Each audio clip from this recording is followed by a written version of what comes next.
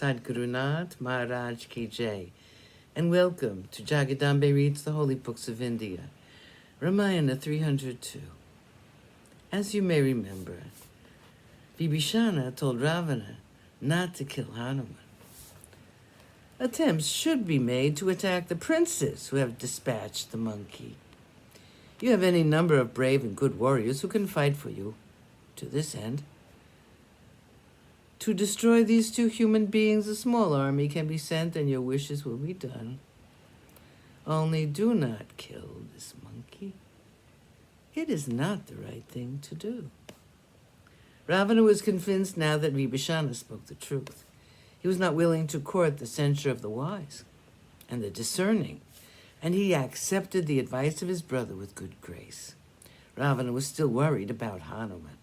He told himself, I'm certain that it is Narayana's glory, which has assumed the form of a monkey with the purpose of killing me.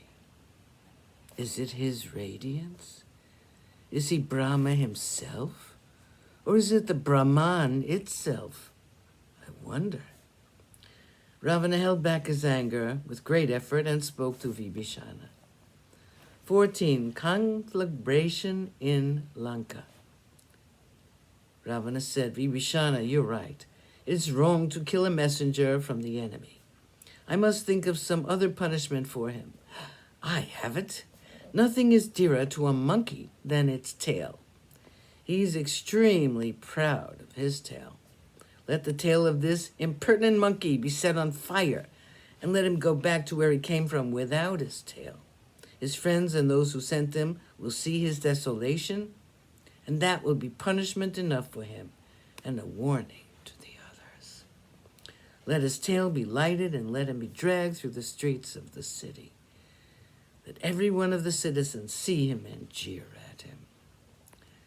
The Rakshasas were only too happy to do his bidding. They brought cloth woven out of cotton and placed it round the tail.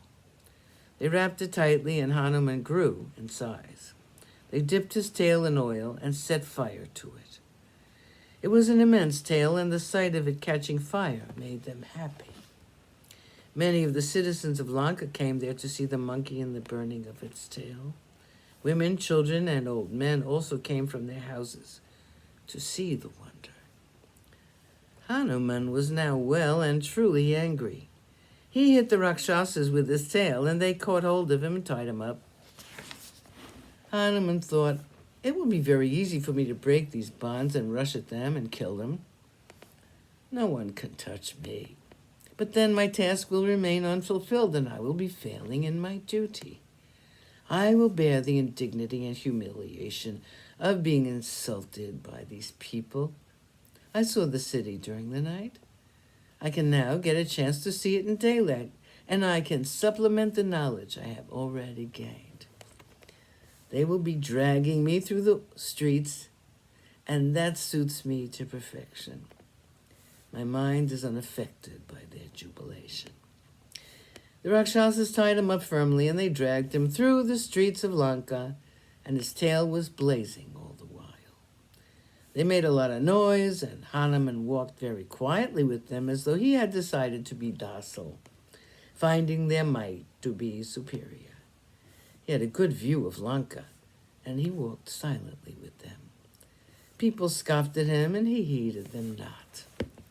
Some of the Rakshasas rushed to Sita and said, Sita, do you remember that red-faced monkey with whom you were talking this morning? He's being dragged through the streets of the city, and the king has ordered that his tail should be burnt. They have set fire to it, and it is blazing. Sita was horrified at the fate of Hanuman. Pain was writ on her face, and tears welled up in her eyes. She invoked Agni, the god of fire, in her mind. And with a view to helping Hanuman, she said, if it is true that I have served my lord and husband, if it is true that I have considered my husband as my only god, if it is true that I have observed all the vratas and performed tapas with a pure mind, then let not Hanuman feel your heat. Sadgurunath Maharaj Ki Jai. Thank you for coming. I hope you come again.